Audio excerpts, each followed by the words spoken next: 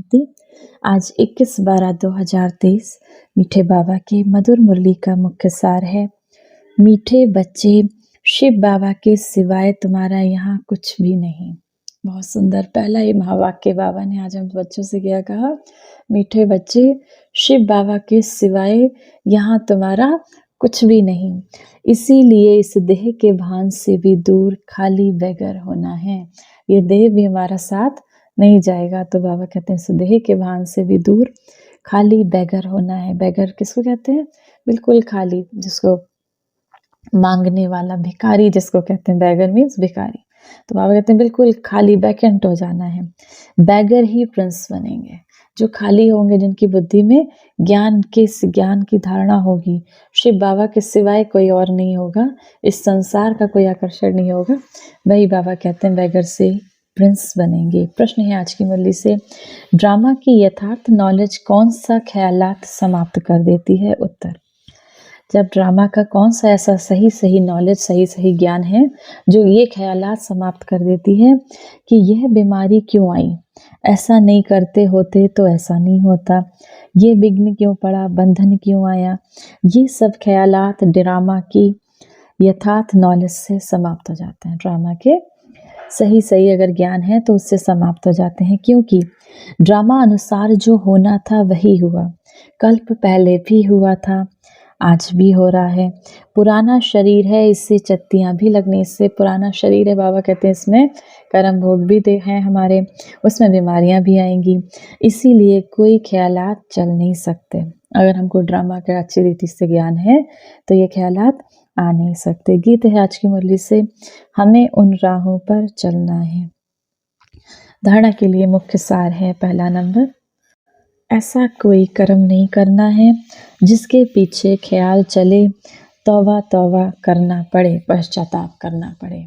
ऐसा कोई कर्म ना करो जिसके पीछे आपको पश्चाताप करना पड़े, तौबा करना पड़े।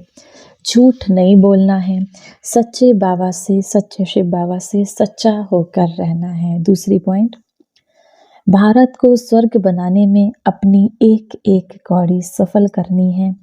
ब्रह्मा बाबा समान सरेंडर होकर ट्रस्टी बनकर रहना है। ब्रह्मा बाबा ने अपना तन मन धन जीवन समर्पित, शिव बाबा को, जब से शिव बाबा ने उनके शरीर में प्रवेश किया, उन्होंने अपना सब कुछ सफल किया। तो बाबा कहते हैं ब्रह्मा बाबा समान सरेंडर होकर, अगर घर गृहस्थ में भी हैं तो बाबा ये सब आपका, मन से बाबा को समर्पण करके ट्रस्टी बनकर रहना है। वरदान है आज की मुरली से, हर आत्मा के संबंध संपर्क में आते सब प्रश्नों से पार रहने वाले सदा प्रसन्न चित्त भव।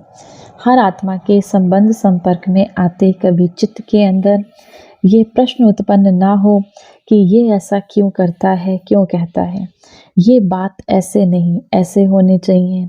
जो इन प्रश्नों से पार रहते हैं वही सदा प्रसन्न चित्त रहते हैं, वरना प्रश्न चित्त रहते हैं। ऐसा क्यों हुआ, ये क्यों हुआ, उसने ऐसा क्यों किया, उसने ऐसा कहा क्यों, क्या हुआ। जो इन प्रश्नों से पार रहते हैं वही सदा प्रसन्न चित्त रहते हैं। लेकिन जो इन प्रश्नों की क्यों में चले जाते हैं, क्यों किसको कहते हैं? कतार को।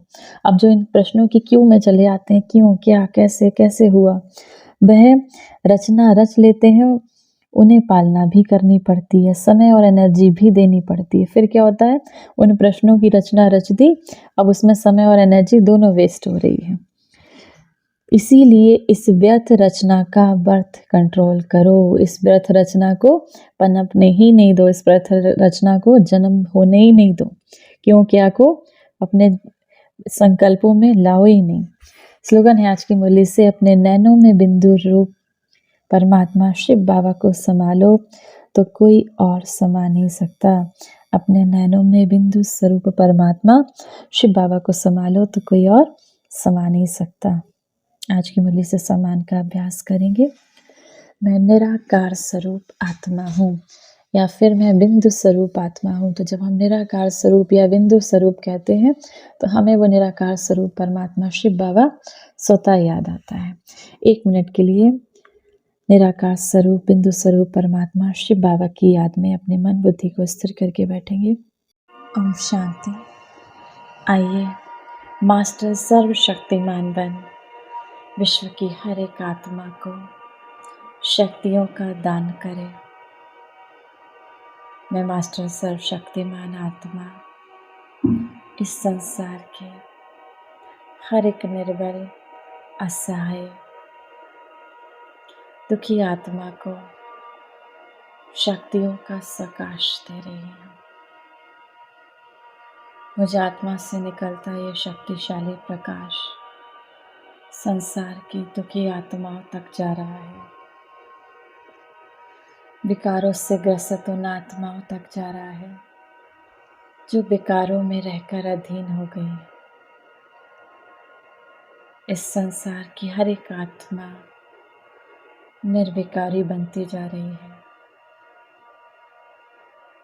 ईश्वरीय शक्तियों से संपन्न होती जा रही है। ये संसार ईश्वरीय शक्तियों से भरपूर हो गया।